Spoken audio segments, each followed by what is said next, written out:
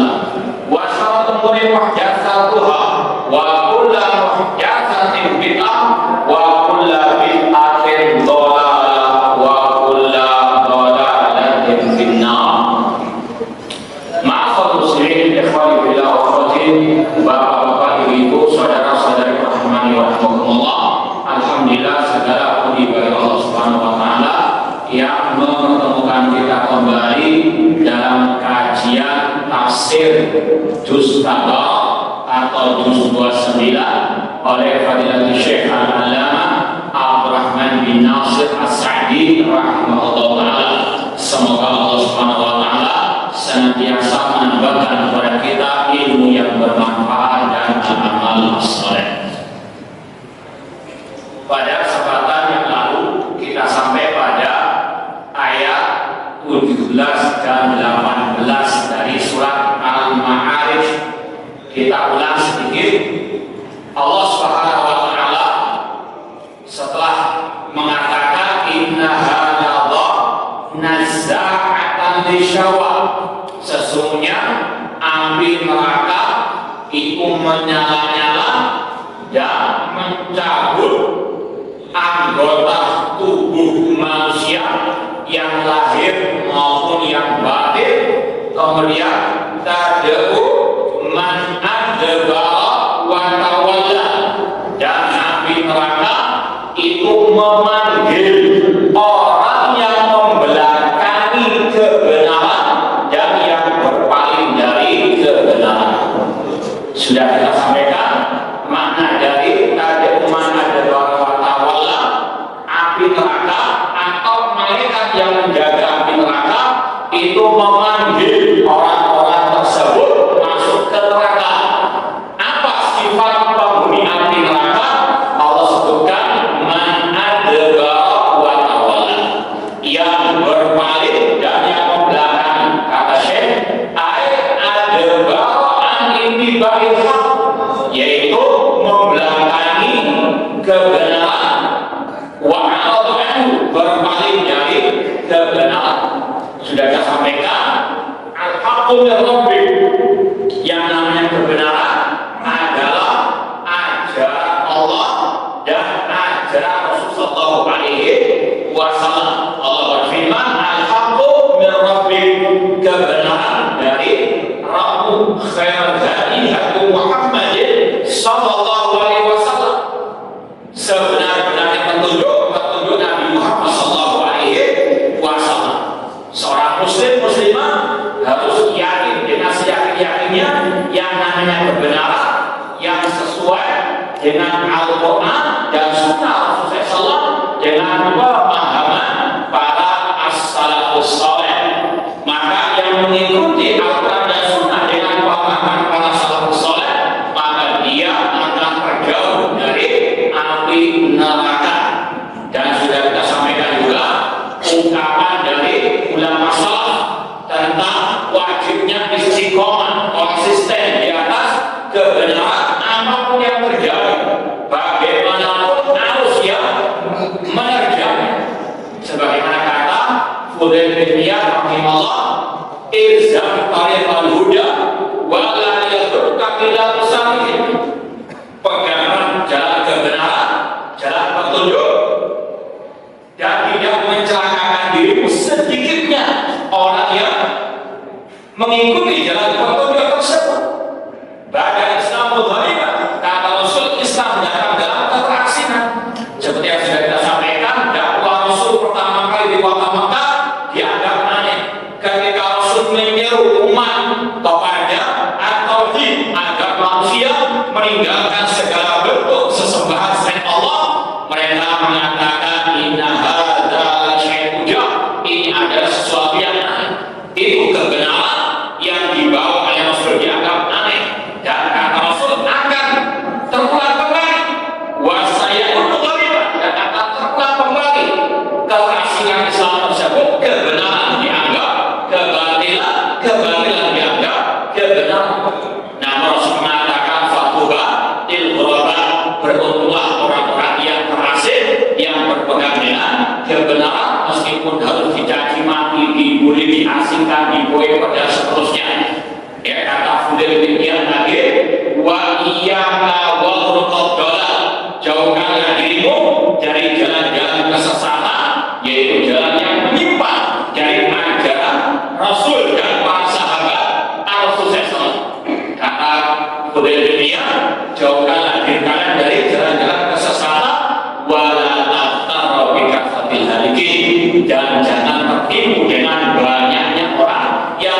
nas.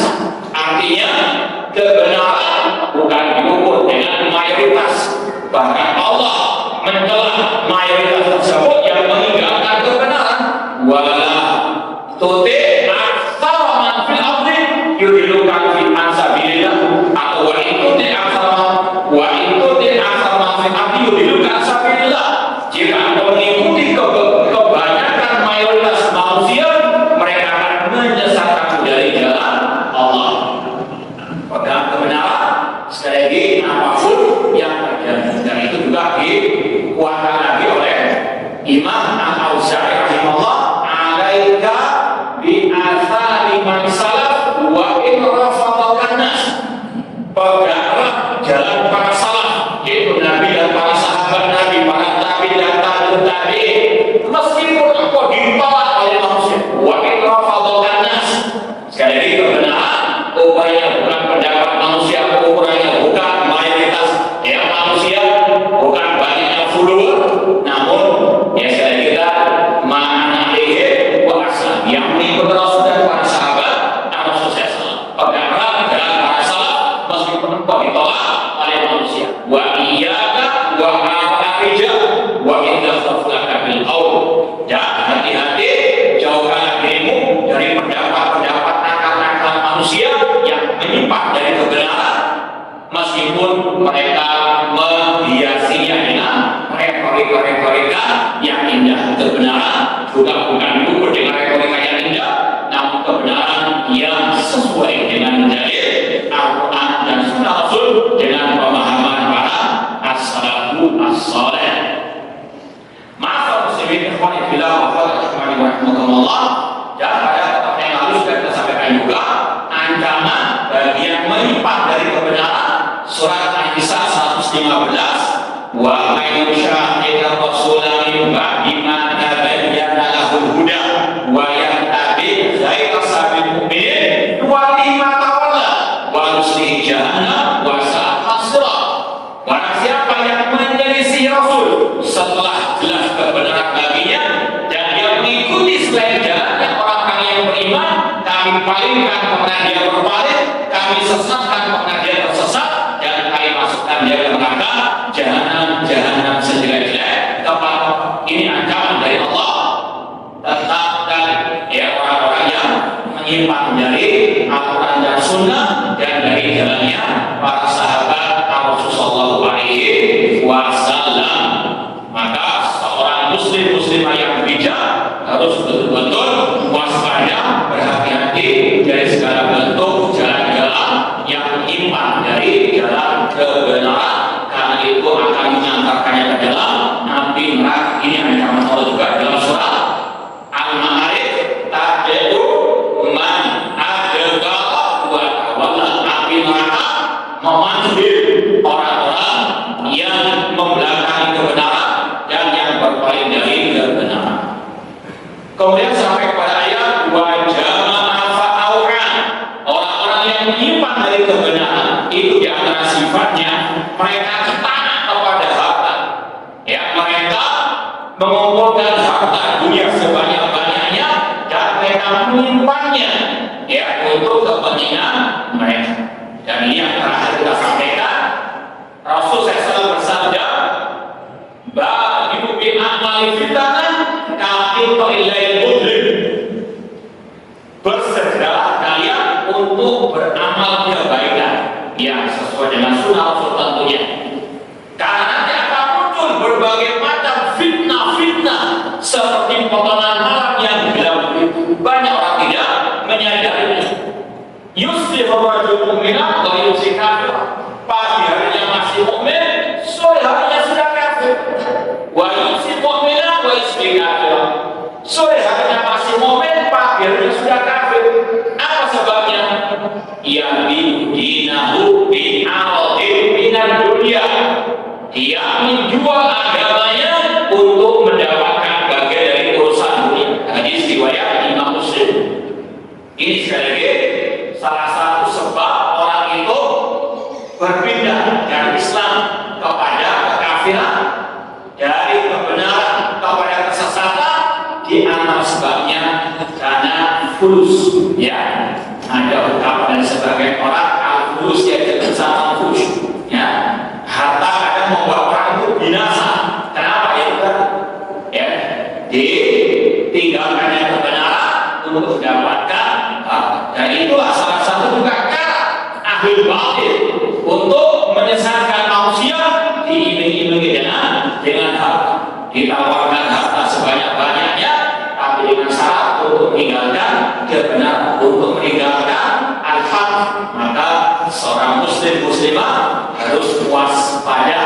Kadang semua orang berbuat baik kepada kita, niatnya terus ikhlas. Ya, kadang ya ngasih bantuan, kadang ada bukan dibalik rapi, kadang ada maksudnya yaitu tadi agar kita meninggalkan kebenaran. Ya, apalagi ada ungkapan dari orang Arab, al-ihsan yu'jizul insan. Kebaikan kadang melemahkan manusia. Dulunya ya tegak di atas kebenaran, tapi karena harta, karena fulus, maka kadang dia rela meninggalkan kebenaran tersebut. Maka hati-hati ini sekali lagi kata Allah, ciri orang yang meninggalkan kebenaran wa jama'a fa'awa. Meskipun sudah kita sampaikan, bukan berarti kita nggak boleh mengumpulkan harta, cari harta. Namun sekali lagi ingat, cari yang halal dan yang wal akhiru khairun wa akhirat lebih baik dan lebih kekal. Namun tadi hati-hati jangan sampai kita tertipu dengan harta ya, agar kita tadi mendapatkan harta dan meninggalkan kebenaran tersebut. Kemudian kata Asyik, wajah al-amwal ba'daha fawqa ba'din. Orang tersebut mengumpulkan harta, menumpuk harta sebanyak-banyaknya. Wa au'aha falam yunfiq minha ma yanfa'uhu wa yanfa'uhunna. Ketika sudah dapat harta, dia simpan, tidak dijalankan di jalan Allah Subhanahu wa taala. Fana tad'u haula ila nafsiha, maka api neraka menyeru orang-orang tersebut ke dalam dirinya. Artinya dimasukkan ke dalam api neraka. Dan ingat juga sabda Rasul tentang fitnah akhir zaman. Hadisnya adalah Sahih Muslim. Ya, Rasul saya katakan dalam Sahih Bukhari Muslim. Rasul mengatakan du'atun ala abwabi jahannam man ajawa ilaiha qadhafu fiha. Akan ada dai-dai yang menyeru ke neraka jahanam. Barang siapa mengikuti ajakan mereka, maka akan dijerumuskan juga ke dalam api neraka. Ini sekali lagi yang harus diwaspadai. Wa tas'id iltihami biha aqabihim, dan api neraka siap untuk melahap mereka. Na'udzubillahi minan nar. Baik, ma'asyiral muslimin ikhwani fillah wa rahmatullah. Kita lanjutkan ayat berikutnya. Ayat ke-19 dan seterusnya. Ini kalau bisa dikatakan bagian ketiga dari surat Al-Ma'arij. Allah mengatakan innal insana khuliqa halu'a. Sesungguhnya manusia diciptakan tabiatnya itu halu'a. Apa itu halu'a? Allah jelaskan langsung ayat selanjutnya. Idza massahu syarru jazua. Apabila dia ditimpa kejelekan, musibah, bala, maka dia tidak sabar. Wa idza massal khairu manua. Dan apabila diberikan kebaikan, kenikmatan, dia mencegah, tidak bersyukur. Illal musallin, kecuali orang-orang yang salat, alladzina hum ala salatihim daimun, yaitu orang-orang yang senantiasa melaksanakan salat mereka. Walladzina fi, yang dalam hartanya ada hak yang sudah ditentukan. Lis-sa'il wal mahrum, bagi yang meminta ataupun yang tidak meminta. Ini sampai ayat ke-25 kita baca tafsirnya. Kata Syekh Abdul Rahman As-Sa'di rahimahullah, wa hada wasful insan min haythu huwa wa wasafa tabi'atahu al-asliyah annahu haluun. Kata Syekh, ayat inna insan khuliqa haluun, sesungguhnya manusia.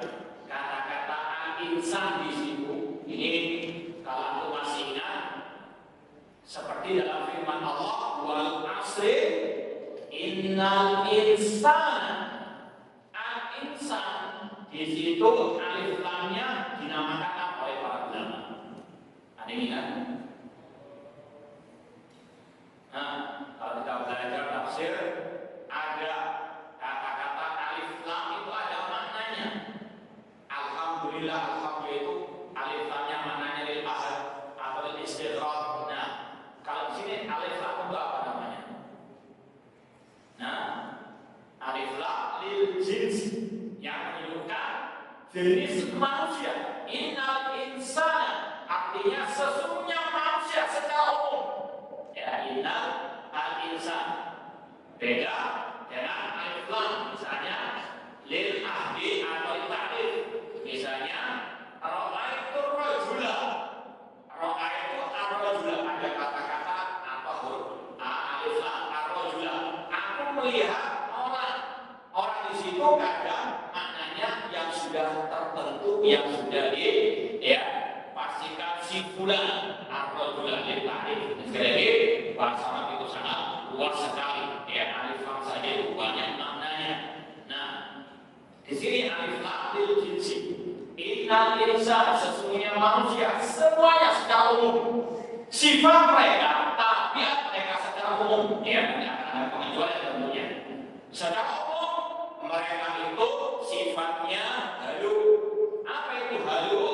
Wa fasal halu bi qauli. Allah jelaskan dalam ayat selanjutnya, manusia kalau diringkas tadi maknanya sesungguhnya manusia itu diciptakan tabiatnya secara umum tidak bersabar ketika dapat musibah, tidak bersyukur ketika mendapatkan kenikmatan. Ini sekali lagi, apalagi orang-orang al-kufar, apalagi orang-orang yang tidak beriman kepada Allah, atau yang tidak beriman kepada takdir Allah, yang mereka sombong kalau mendapatkan nikmat dan mereka frustasi bahkan sampai bunuh diri ketika mendapatkan musibah. Na'udzubillah min dzalik. Ini untuk bahan introspeksi bagi kita semuanya, jangan sampai meniru orang-orang tersebut. Ya, sifat orang-orang yang tercela, sifat orang-orang yang tidak beriman adalah yang tidak bersabar ketika mendapatkan musibah dan tidak bersyukur ketika mendapatkan nikmat. Idza masahu syarru jazua. Maknanya faya jaza in asabahu faqrun. Yaitu dia tidak bersabar alias murka kalau mendapatkan musibah, terutama berupa kefakiran. Ini sekali lagi, salah satu bentuk musibah yang Allah turunkan kepada manusia adalah al-faqr, kefakiran. Al-maradun atau sakit, al-dhahabu mahbubin lahu bin malin al-wahdin al-waladin, atau hilangnya harta, atau anggota keluarga, atau anak keturunan.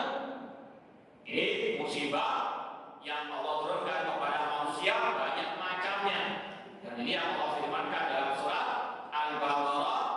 Allah berfirman, "Wala nabluwannakum bisyai'in minal khawfi wal ju'i wa naqsin minal amwali wal anfusi was samarat wa basyir sabirin." Sungguh kata Allah, kami akan menguji kalian. Ya, wala nabluwannakum bisyai'in. Ya, dengan sedikit bisyai'il khawf, rasa ketakutan. Ya. Ketika ada huru-hara di sana, ketakutan luar biasa. Bagaimana nanti makan dengan apa? Nanti bensin ya bakal habis dan seterusnya. Ya, masih banyak. Padahal ini baru sedikit ujian Allah. Bisyai'il khawf, wajib rasa lapar, wa nafsin kekurangan minal amwal dari harta, wa samarat dan buah-buahan dan dari jiwa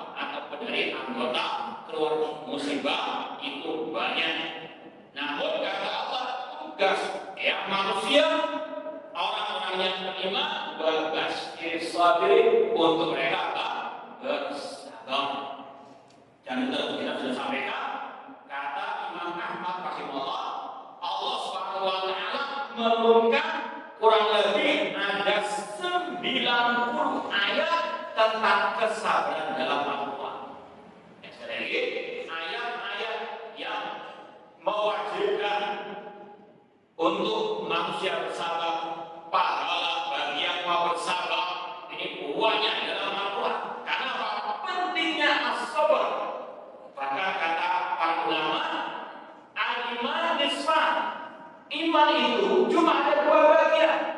Nisfuhu sabr wa nisfuhu syukur. Iman itu cuma ada dua bagian. Separuhnya bersabar, separuhnya lagi bersyukur. Sebetulnya simpel. Dan itu yang Allah sekali lagi tegaskan dalam ayat ini. Agar manusia menjalankan kewajibannya bersabar ketika mendapatkan musibah. Misalnya ada musibah tadi berupa kefakiran, mungkin sekali lagi ada PHK, misalnya PHK dikeluarkan dari kerjaannya, harus bersabar, jangan sabar, jangan datang ke dukun, dukunnya saya nggak punya pekerjaan, ngapain? Minta apa? Pertolongan kepada orang yang juga jauh daripada pertolongan Allah Subhanahu wa taala. Ini yang namanya as-sabar. Bahkan kata Syekh Islam Ibnu Taimiyah rahimahullah, musibah itu di antara hikmahnya untuk menguatkan tauhid seorang hamba kepada ketika dia ditimpa musibah, dia ingat Allah mengatakan Allah mengatakan wa iyamsaskallahu bidzurrin fala kashifa lahu illa huwa. Apabila Allah menimpakan musibah, tidak ada yang bisa menentasnya kecuali Allah. Ketika dia ingat ayat tersebut, hatinya bergantung kepada Allah, minta tolong kepada Allah Subhanahu wa taala. Ini salah satu hikmah adanya musibah, dia bersabar dan dia lebih menguatkan tauhidnya, imannya kepada Allah. Dia memperbanyak doa kepada Allah, bukan malah berdoa kepada selain Allah atau tadi datang ke dukun dan seterusnya. Demikian pula ketika ini sakit, dia berusaha datang ke dokter secara ikhtiar. Adapun hati, adapun akidahnya meyakini asy-syafi wallah, yang menyembuhkan hanyalah Allah Subhanahu wa taala. Sekali lagi, ini sifat orang-orang yang beriman seperti yang akan sampaikan setelah ini. Wa la yasta'mil fi dzalika as-sabr wa ridha bima qadallah. Dan sekali lagi, orang yang ditimpa musibah, kalau dia bukan termasuk orang yang beriman, maka dia tidak bersabar, tidak ridho dengan takdir Allah.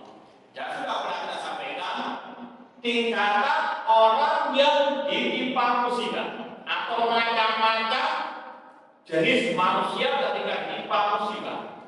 Yang pertama, yang tercela, yang murka dengan musibah tersebut. Tidak sabar di sini maknanya tidak bisa menahan lisan dari ucapan-ucapan yang dimurkai oleh Allah dan tidak menahan anggota badan dari hal-hal yang tidak diridhoi oleh Allah Subhanahu wa taala. Seperti yang Rasul sabdakan, laisa minna man saqal juyuba wa dharabal hududa wa da'a wal jahiliyah. Bukan termasuk golongan kami, kata Rasul, orang yang merobek sakunya, memukul punggungnya atau memukul pipinya, dan yang teriak dengan teriakan jahiliyah, tidak sabar dalam menghadapi musibah. Meskipun sekarang ini misalnya contoh saja, mungkin kalau sekarang bisa batik, api, atau apalah namanya, intinya tidak bersabar, tidak menahan lisan dari hal-hal yang dimurkai oleh Allah Subhanahu wa taala. Ini hal yang pertama. Yang kedua, ini tindakan yang wajib, yaitu bersabar. Ada musibah apapun bentuk musibah itu, hatinya mungkin sedih, wajar, tabiat manusia. Rasul saja ketika putra beliau meninggal dunia, yaitu Ibrahim, beliau mengatakan innal aina la tadma wa innal qalba la yahzan. Sesungguhnya air mata ini bercucuran, hati terasa sedih. Namun kata Rasul, wala naqulu illa bima yudillah. Namun kami tidak mengatakan kecuali apa yang membuat Allah ridha. Wa inna lillahi ta'ala mahzunun. Dan kami atas kepergian wahai Ibrahim itu sangat sedih, wajar ya tabiat manusia. Namun harus menjaga anisan. Jangan sampai teriak dengan teriakan jahiliyah, tapi ataupun mengucapkan bentuk protes atau kata-kata yang kotor terhadap takdir Allah atau subhan kepada Allah dan seterusnya. Na'udzubillah min dzalik. Atau sampai mencaci maki Allah Subhanahu wa taala. Na'udzubillah min dzalik. Ini ada pada sebagian orang. Kemudian yaitu tadi menahan anggota badan, tidak memukul-mukul badan, yang memukul sekali bukan bagian daripada negara Islam. Ini dikatakan wajib bersabar ketika musibah datang. Wa basyir sabirin alladzina idza asabatuhum musibah qalu inna lillahi wa inna ilaihi raji'un. Jadi orang-orang yang ketika ditimpa musibah mereka mengatakan innalillah, kita semuanya milik Allah dan kita akan kembali kepada Allah. Ketika Allah mengambil salah satu dari keimanan yang Allah berikan kepada kita, ya sudah, itu milik Allah. Allah yang memberikan, Allah yang mengambilnya, ya kita menyerahkan dirinya kepada Allah Subhanahu wa taala. Kita wajib yakini di balik musibah banyak hikmahnya, banyak faedahnya kalau kita mau merenung sejenak saja. Seperti kata Rasul, inna idhama jaza ma'idhamil bala. Sesungguhnya besarnya pahala tergantung besarnya ujian dan musibah. Kita minta adanya musibah. Kalau musibah datang, ingat salah satu ladang pahala adanya musibah tersebut. Demikian pula kata Rasulullah SAW, duri yang mengancam dalam anggota tubuh kami, misalnya seorang mukmin menghapus dosa, apalagi musibah yang lebih besar dari itu, menggugurkan dosa, mendapatkan pahala ditinggikan derajatnya oleh Allah Subhanahu wa taala, dan masih banyak yang lain. Kemudian tingkatan yang ketiga kata para ulama, orang yang ditimpa musibah itu ridho. Tingkatan yang ketiga ridho terhadap musibah. Ridho itu maknanya antara dia diberikan musibah atau tidak diberi musibah sama saja. Baginya semua takdir Allah.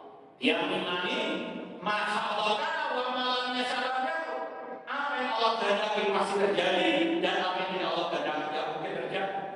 Rasul mengatakan ma'asawak kalau yang menyebutkan apa yang Allah takdirkan tidak akan mungkin meleset dari ini. Maka orang itu merasa ridho dengan musibah yang dia peroleh. Sekali lagi karena dia tahu musibah atau tidak yang mengenai dirinya itu sudah ditakdirkan oleh Allah, maka hatinya ridho. Tidak ada rasa kesedihan. Namun itu hukumnya para ulama mustahab. Hukumnya apa? Mustahab, tidak wajib. Dan yang lebih tinggi dari itu asyukru atas musibah. Nanti akan sampaikan secara umum syukur itu kalau dapat nikmat, tapi ini tidak bersyukur kalau mendapatkan musibah. Ini lebih tinggi lagi tingkatannya, tidak wajib. Bersyukur atas musibah dan wajib karena semua orang sanggup dan Allah Maha tahu. Makanya pertama hukumnya tidak wajib alias merupakan keutamaan mustahab, namun lebih tinggi daripada tingkatan ridho. Karena dia tahu ketika ditimpa musibah dia meyakini banyak hikmah tadi, diangkat derajatnya, dihapus dosanya, ditambahkan pahalanya, maka dia bersyukur atas musibah tersebut. Ini lagi tingkatan manusia ketika ditimpa musibah. Yang pertama suhtu murka, tidak sabar. Yang kedua sabar. Yang ketiga ridho. Yang keempat bersyukur. Kemudian asal muslimin ikhwan fillah wa akhwati rahimahumullah. Kemudian apa makna innal insana khuliqa halu'a? Yang kedua, wa idza massahul khairu manua. Apabila dia diberi kebaikan alias kenikmatan, dia mencegah alias tidak bersyukur ya atas nikmat yang Allah berikan kepadanya. Fala yunfir mimma atahullah, dia tidak menafkahkan apa yang Allah berikan kepadanya dari harta ya yang lainnya. Wala yashkurullah ala ni'amihi, dia tidak mensyukuri, dia tidak bersyukur kepada Allah atas nikmat-nikmatnya. Wa birrihi fayajza fid dharra wa yamna fis sarra, dia murka ketika mendapatkan musibah dan dia bakhil, tidak mau bersyukur ketika mendapatkan kenikmatan. Kemudian Allah kecualikan illal musallin, kecuali orang-orang yang sholat. Ini Allah kecualikan dari kebanyakan ya manusia yang punya sifat tidak bersabar, tidak bersyukur tadi, kecuali orang-orang al-musallin. Karena sebagai ulama tafsir, illal musallin itu maknanya sebetulnya illal mu'minin, kecuali orang-orang yang beriman, yang salah satu sifat mereka al-musallin, melaksanakan sholat. Ya, sebetulnya maknanya illal mu'minin, yang tidak bersifat dengan dua sifat tadi adalah orang-orang yang beriman. Dan ini ditegaskan oleh Rasulullah SAW dalam hadis yang masyhur, ajaban li amril mu'min inna aqwal khair, istimewa perkara orang yang beriman, semua perkaranya keadaannya itu baik.